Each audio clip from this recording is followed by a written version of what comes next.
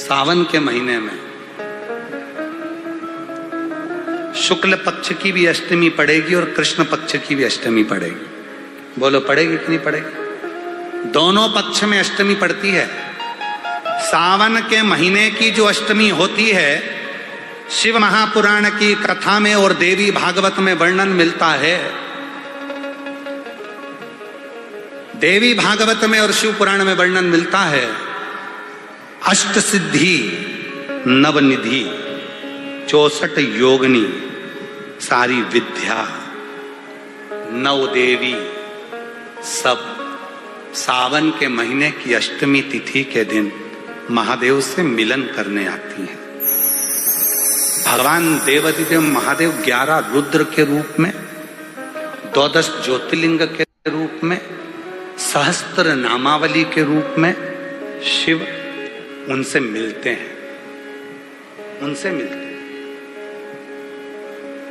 वो समय होता है प्रदोष का समय, शाम का समय, जब सावन के महीने की अष्टमी तिथि पड़े, चाहे वो उजाले की पड़े चाहे अंधेरे की पड़े, अष्टमी तिथि पड़े, शाम के समय 2 दीपक, एक लंबी बत्ती का एक गोल बत्ती का, शिव के मंदिर में अपनी कामना कर कर, जो बच्चों को अच्छी नौकरी चाहिए या कोई बीमारी का हल चाहिए या धन की कमी है या कोई समस्या है, एक लंबी बत्ती किसके लिए है?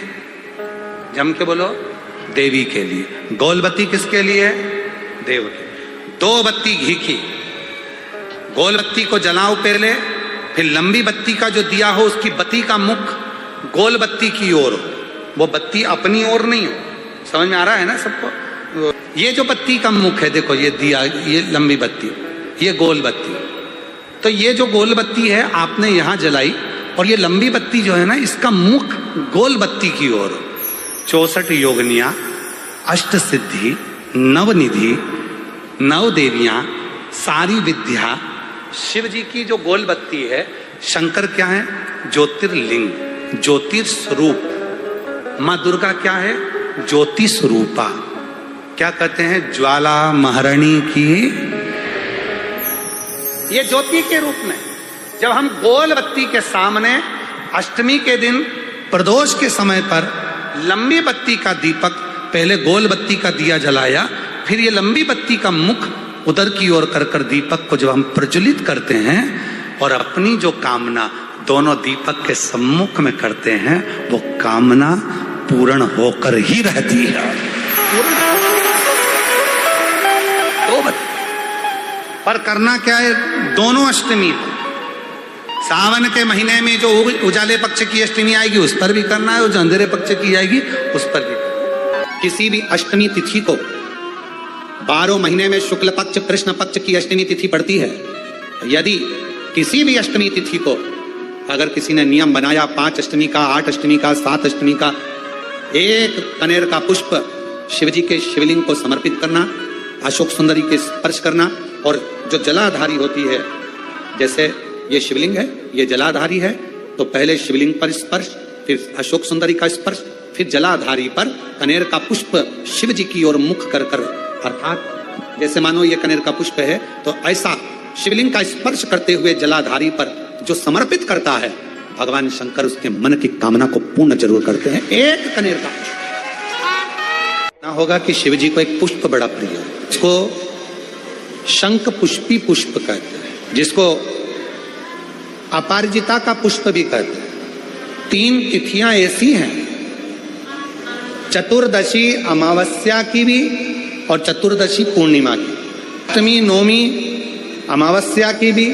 और अष्टमी नवमी पूर्णिमा की। ये वो तिथियां हैं जिन तिथियों में मां नील सरस्वती का स्तोत्र का पाठ कर कर एक शंख पुष्पी पुष्प, एक अपराजिता का पुष्प जलाधारी पर रखकर 7 बार अगर जल का पात्र से जल चढ़ाया जाए और उसी जल को कटोरी में झेल लिया जाए, उस जल को 3 दिन तक लगातार यदि सुबह दोपहर शाम रोज उस बच्चे को देना चालू करिए उसके हाथ पैर भी काम करना प्रारंभ करेंगे, उसकी बुद्धि भी काम करना प्रारंभ करेगी।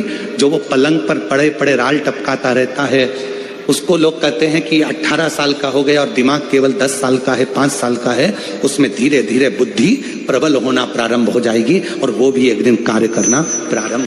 श्रावण के महीने में तुमने भूलवश भी अगर पार्थिव लिंग का निर्माण करा हो और पार्थिव लिंग का निर्माण कर कर अगर एक बेलपत्र शंकर को समर्पित करी हो, तो वो बेलपत्र का फल मुझे दे दिया जाए। एक बेलपत्र का फल मुझे दो।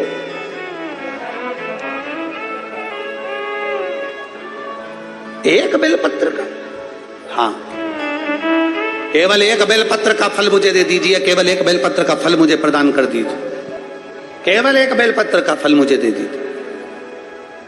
एक बेलपत्र, हाँ।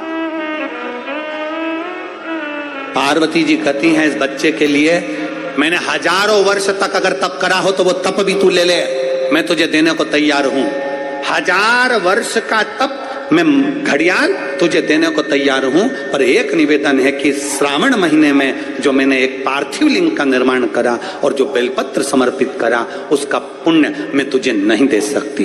1000 वर्ष का पुण्य ले ले, मैं दे दूंगी, पर एक श्रावण के महीने के पार्थिव लिंग के पूजन का एक बेलपत्र का पुण्य नहीं दे सकती। घड़ियाल कहता है मुझे तुम्हारे हजारों वर्ष का तप नहीं चाहिए, मुझे तो केवल एक श्रावण महीने के पार्थिव लिंग पूजन का एक बेलपत्र का फल चाहिए।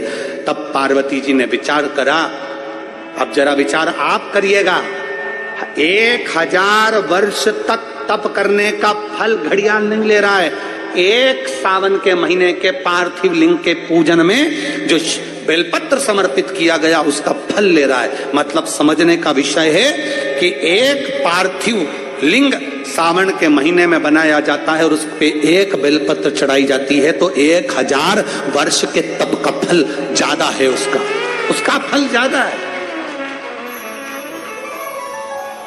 1000 वर्ष से ज्यादा तप के फल से बड़ा फल है पार्थिव शिवलिंग का निर्माण श्रावण महीने में कर कर एक बेलपत्र समर्पित कर। एक बेलपत्र करी आप लोगों ने? किस किसने पूजन करी? जरा हाथ उठाओ। सभी ने करा है? रखो वापिस। अब जरा विचार करिए कि हजारों वर्ष के पूजन के फल के बराबर एक पार्थिव लिंग के निर्माण को और एक बेलपत्र समर्पित करने का फल प्राप्त हो जाए। एक बेलपत्र में वो बल हो जाता है पार्थिव लिंग पूजन के श्रावण महीने के। हमसे लोग कहते हैं क्या पड़ी तुमको सावन महीने में शिवलिंग का निर्माण करवाना, पूजन करवाना, ऑनलाइन करवाना, क्यों? हम कहते हैं भूलवश भी अगर कोई अपने घर में सावन के महीने में पार्थिव लिंग का निर्माण कर लेता है, पूजन कर लेता, भूलवश भी, और एक बेलपत्र समर्पित कर देता है, उसको हजारों वर्ष का पुण्य फल तप का तो वैसे ही प्राप्त होगा।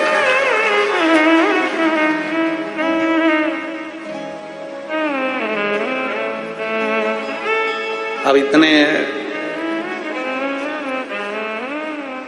कम से कम जिस दिन पार्थिव लिंग का निर्माण करते हो, आप लोग पूजन करते हो, उतने समय तो कम से कम तुम्हारे विचार तो अच्छे रहते हैं, तुम्हारी बुद्धि तो अच्छी रहती है, तुम्हारा चित्त तो अच्छा रहता है। उतने समय तुम भगवान शंकर की भक्ति तो करते हो।